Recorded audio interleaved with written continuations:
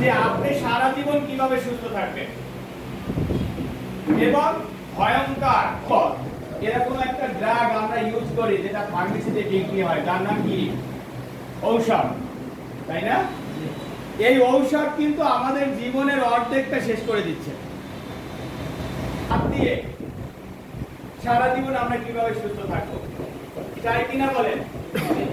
আমার মনে হয় আপনার এখানে যারা বসে আছে তাদের ভিতরে এমনও আছে লোক যারা 20 বছর যাবত ঔষধ খাচ্ছে, আছে কিনা? আছে না? আছে।